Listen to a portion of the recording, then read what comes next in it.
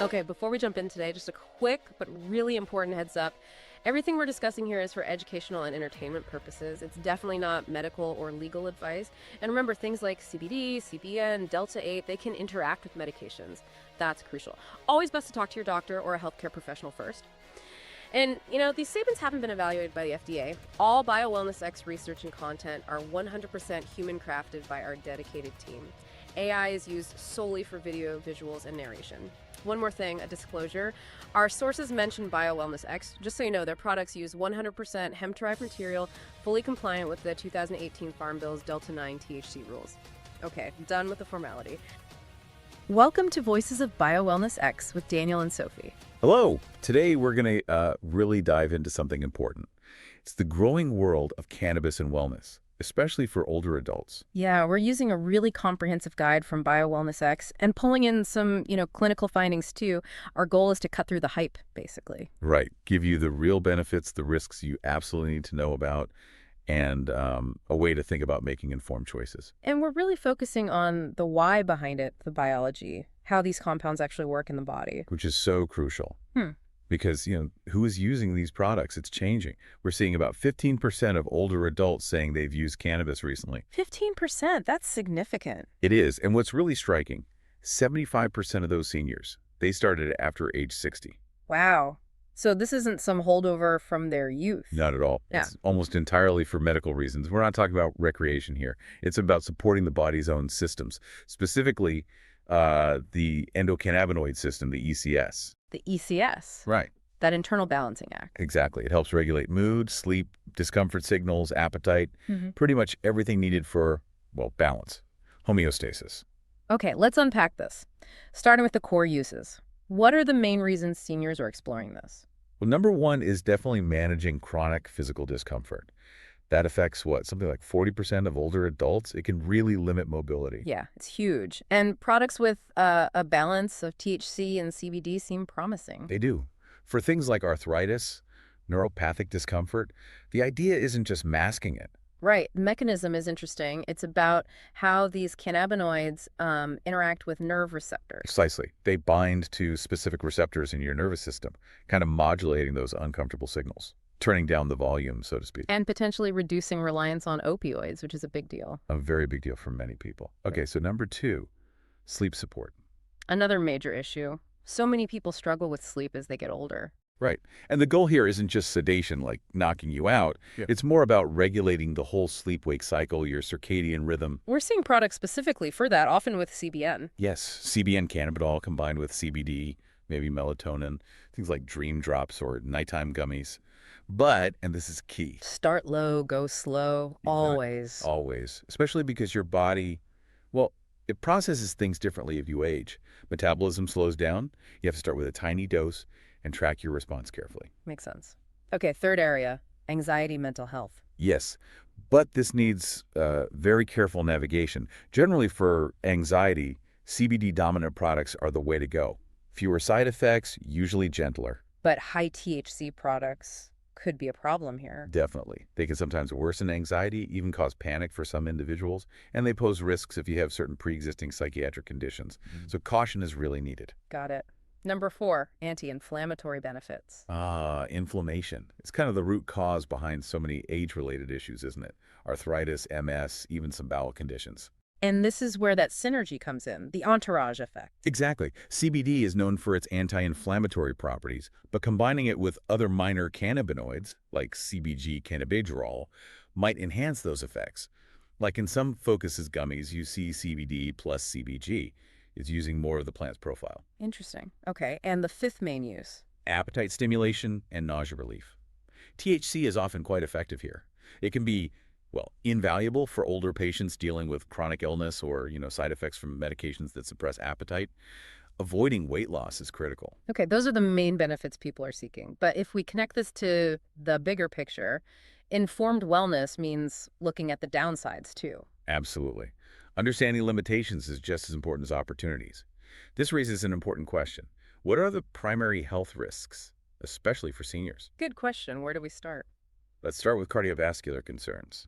Cannabis can increase your heart rate acutely. It can also affect blood pressure, sometimes raising it, sometimes causing a drop that leads to dizziness. So if you have pre-existing heart or blood vessel issues, You need careful screening. You absolutely have to discuss this with your doctor beforehand. okay. What else? I know medication interactions are a huge one. Huge. Probably the most critical concern, biologically speaking, Mm-hmm. because many older adults are on multiple prescriptions, polypharmacy. Right. And the issue is how the body processes everything. Exactly. Your liver uses specific enzymes, the CYP450 enzymes, to break down most prescription drugs, blood thinners, antidepressants, statins, you name it. And cannabinoids use those same enzymes. The exact same ones, especially THC and CBD. So think of it like a limited highway. If cannabinoids are taking up lanes, there's less room for your prescription meds to get processed efficiently. Which means the concentration of your prescription drug could go up or down. It could go up, potentially to unsafe levels, or sometimes down, making it less effective. It alters how your body handles the medication. That's why being totally transparent with your doctor is non-negotiable. Non-negotiable. It's about safety and making sure everything works together as intended. And getting reliable info is key for that conversation. We really recommend checking out BioWellnessX.com. You can find detailed info there, lab tests, educational resources, stuff you can actually bring to your doctor. Good point. Okay, beyond drug interactions, what else? Cognitive effects. Right. High THC use, especially regularly. It can impact memory, executive function, things like planning and decision-making. Yeah. That's a particular worry if someone is already showing early signs of cognitive change. And there's also a risk of developing cannabis use disorder. Yes, that risk exists. And caution is definitely advised if you have a family history of certain psychiatric conditions, like schizophrenia. Okay. And one more practical risk falls. Oh, definitely. Older adults already have a higher baseline risk of falling. Add in the intoxicating effects of THC affecting balance, reaction time, spatial awareness, and that risk goes up significantly. Makes a simple stumble potentially much more serious. It really can. So understanding all this, it leads to a practical framework for making choices. Step one seems obvious, but critical. Talk to your doctor first. Always. Review your health history, all your current medications. That's the foundation. Then understanding the products and how to dose them, that start low, go slow mantra. Absolutely. You need to know the type CBD-only, low-THC CBD, balance 1.1, high THC. And remember, your body changes with age. Lower doses let you gauge your specific reaction much better. And how you take it matters too, right? The delivery method changes things biologically. Dramatically, let's break that down. Okay. Topicals, creams, patches. Those act locally on skin receptors. Good for targeted discomfort, like an arthritic knee. They don't really enter your bloodstream in a major way, so no intoxication. Think natural CBD relief cream. Then sublingual tinctures, the oils under the tongue. Right. Faster onset, maybe 15, 30 minutes. Predictable dosing. They get absorbed directly into the capillaries there, bypassing that first pass through the liver we talked about. Which avoids some of those enzyme interactions. Exactly. Then you have oral products, gummies, capsules. Slower onset, right, because of digestion in the liver. Yep, takes maybe 1 to 2 hours to feel effects, but the relief is often longer lasting, maybe 6 to 8 hours. That can be really useful for managing consistent discomfort or for overnight sleep support. And finally, vaporization. Fastest effects, within minutes. But you need to be cautious about respiratory health. Generally, smoking is advised against because of the combustion byproducts. Vaporizing is often seen as a less harmful inhalation method, but still warrants caution. Okay, so you've consulted your doctor, chosen a product type and delivery method, started low. What's next? Monitor and adjust. Be systematic about it. Keep a log, like dose, time, effects, how long it lasted. Precisely. It gives you data on your own biological response, how your ECS is interacting with the cannabinoids. It helps you and your provider fine-tune things. And last piece of the framework, safety from the source. Critically important. Always buy from licensed regulated dispensaries or reputable online sources that provide third-party lab results. Ensures you're getting what the label says in terms of potency and purity and avoiding contaminants or unknown THC levels. Exactly. Protects you from unpleasant surprises. Okay, now here's where it gets really interesting. We've mostly talked about CBD and, well, regular THC, Delta-9, but the landscape is getting way more complex. Oh, absolutely. The plant makes over 100 cannabinoids. Yeah. The market now has Delta-8 THC, Delta-10 THC, HHC, CBN, CBG, THCA. It's a lot. And there's one getting a lot of attention lately, THCP. Yes, THCP, tetrahydrocannabidiol. It's considered currently the most potent, naturally occurring cannabinoid derived from hemp. Most potent. How so? More potent than delta-9 THC? Significantly. It's not about how much is there, but how strongly it binds to your cannabinoid receptors, the CB1 receptors in particular. It is a much higher affinity. So like a much smaller amount has a much bigger effect. Exactly. Think of it like delta-9 THC might turn the volume dial to 5, but the same amount of TCP could potentially turn it way, way up. The biological effect can be much more intense. Okay, that sounds like something people need to be extremely careful with. Extremely. And there are crucial warnings. First, THCP can cause a positive result on standard drug tests that look for THC metabolites. Good to know. And the research? It's still very early days. Mostly lab studies, in vitro, or animal models.